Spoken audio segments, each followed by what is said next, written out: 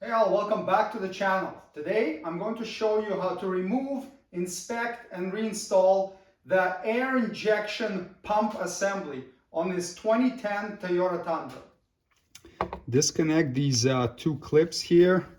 You can reach behind and squeeze them a little bit with needle nose pliers, and that will help take them out of there.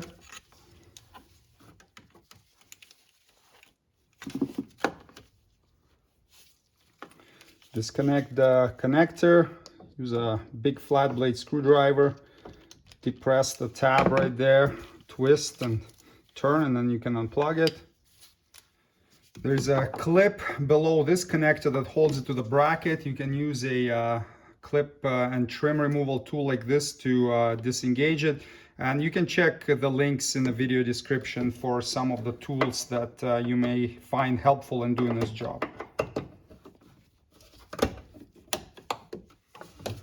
Now we can disengage it the same way we did the other one. Now we have these, I guess you would call them clips that hold the pipe and the wire to the body of the truck.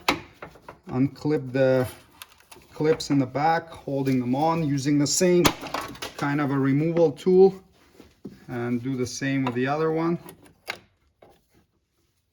Squeeze these clamps and slide them down the hose. You got one on each of the pipes. And now you can wiggle these hoses off.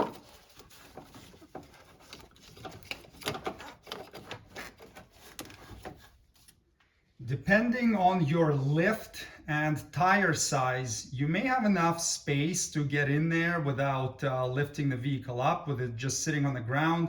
I'm going to lift it up so that the wheel can droop down and give us enough room to work there. In theory, you could partially remove the fender liner and pull it back. I'm gonna remove it entirely just to have more room, and it's not gonna be in my way when I'm working there. It doesn't take that much longer. You've got a 10mm head screw at the bottom of the mud flap, and then 3 more from the front side of it.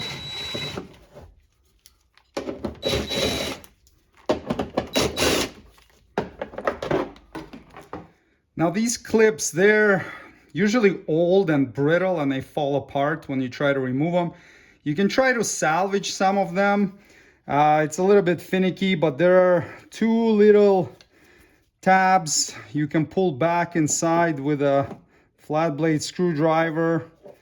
Get one of them, then get the other one, and you can sometimes pop them off without them breaking. See, that's the little tabs right there that I was pulling back from the inside.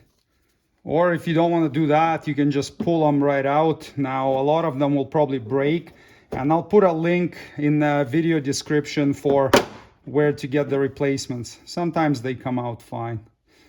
Before we get the rest of the square ended clips out, there's a couple different ones here on each end. So you got to get under it with your trim tool, and then you can remove it. So this one looks like that. And there's another one of those clips at the front of the liner right here.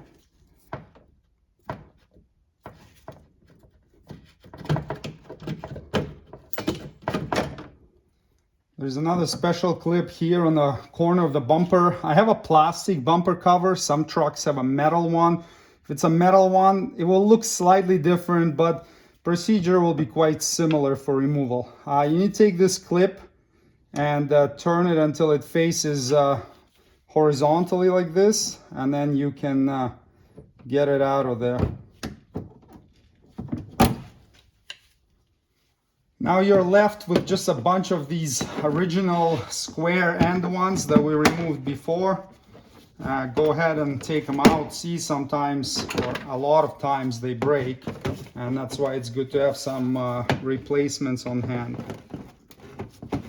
Once you remove or snap all of them off, you gotta pop the liner out of this clip here. Now you gotta be careful because it's a long plastic piece that runs along the whole edge of the bumper. So if you break this off, you need to buy that whole replacement if you wanna fix it, and it's not inexpensive. And this one's already cracked inside, so you know, not good, but we can still make it work. But usually you need to disengage it right here and then slide this corner out, and you can see that the pin that we removed, that goes through this hole right there. And now the fender liner can come out. You can take it out from here first and then slide it up. There is a bit of a channel right here that engages with this splash shield. You'll need to just lift it off so you can get it out of the way. Remove any of these broken off ends from the clips so they don't end up sliding around and rattling in there as you drive. Remove this little splash shield.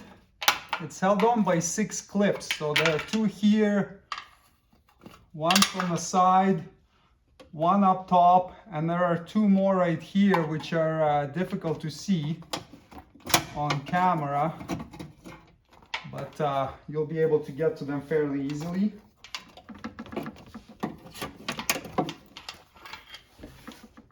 Now you've got 2 12mm head nuts on top.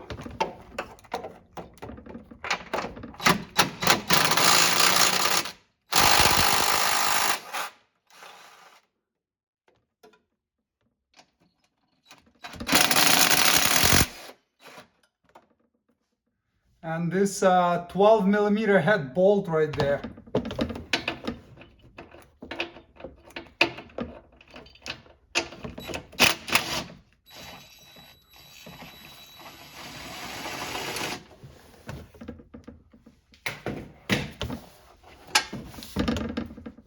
And the last bolt right there.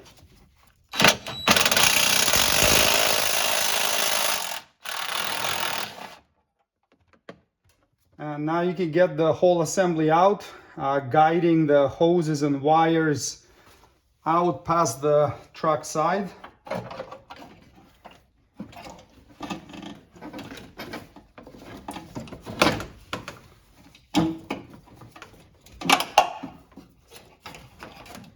Okay, and now it's free. You could also bench test them, so to speak, when they're out. So red to red, black to black, and then see if it blows air out. Oh yeah, we got nice airflow. They say not to run them for too long, so do it just for a few seconds to confirm. And then there is another thing you can do. So what happened to me once is I was off-roading in winter, crossing some water. And then after we camped for the night and I woke up and started the truck, I had air pump fault codes. And when I got back to town, I took it apart and I found that it ingested water through the snorkels because we were crossing fairly deep water.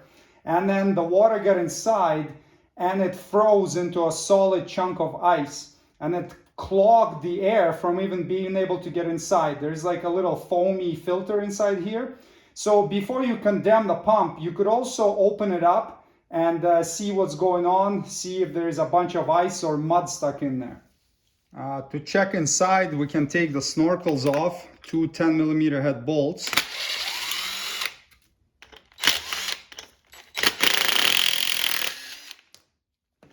Work these hoses a bit with a pick so you can get them off.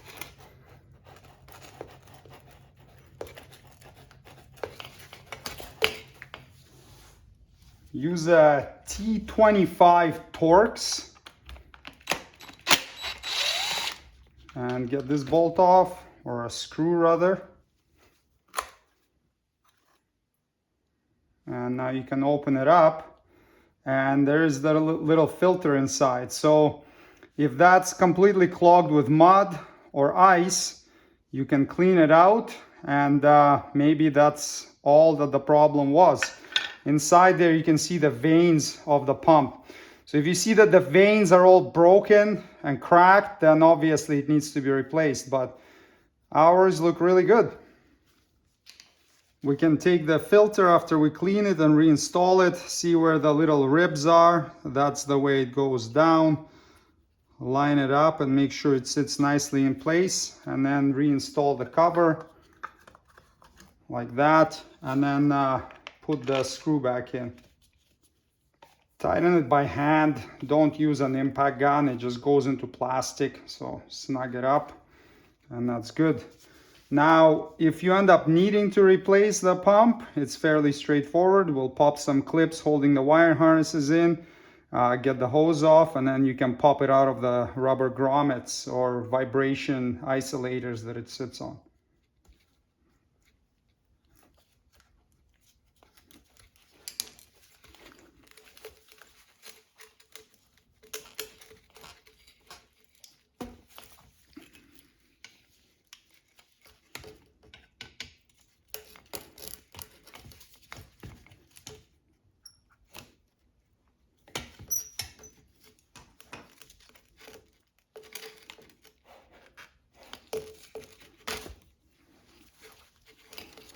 And just get these isolators out of the way.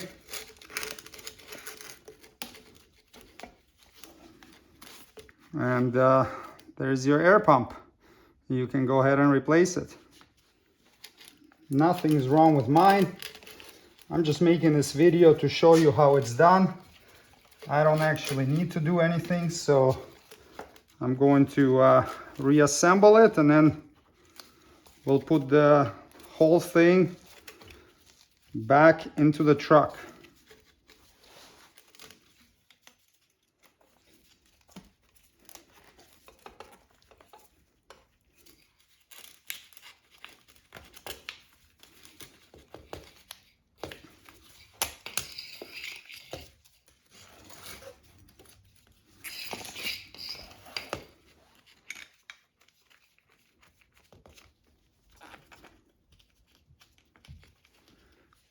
Tighten these bolts to 71 inch-pounds.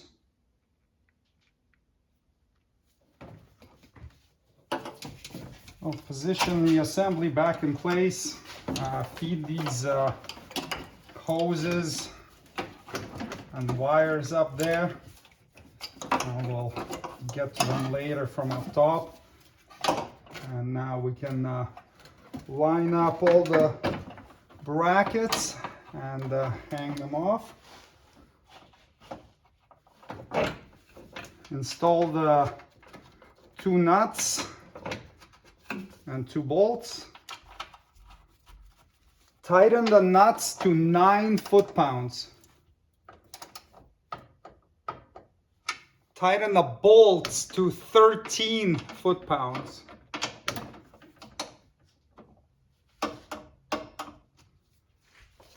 Install this little splash shield.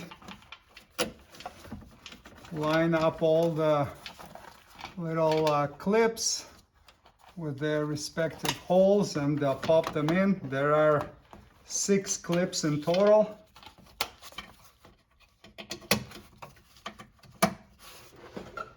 To reinstall the fender liner, first we'll install this channel and engage it into the splash guard here. We'll slide it around like that. And then these pieces here that are sticking out right now, they need to go inside of the fender or above it, like this.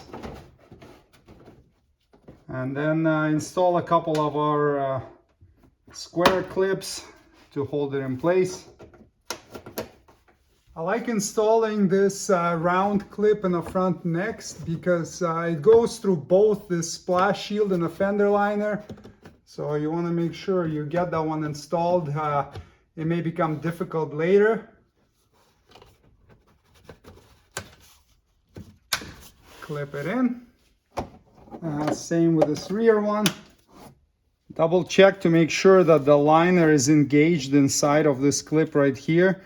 And then you take this one, position it vertically, and just insert it. You don't need to turn it or anything like that. That's it, it's engaged now. Now just go around and pop the rest of the square ones in. And now you can reinstall your mud flap with the 4 screws. Don't tighten them too much.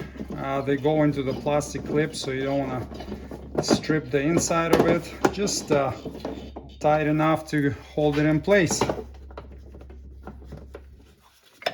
Now we're just gonna reconnect the connectors until they click. Reclip them into their brackets.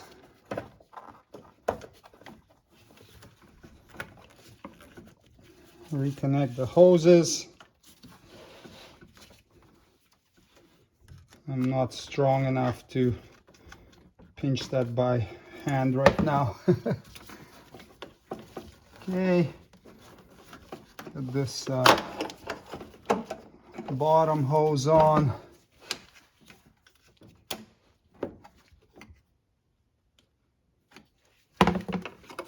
Reconnect this connector. Clip the clips in. And then clip those bottom clips in that hold the pipes in place. And that's it. Air injection pump removal and installation is completed.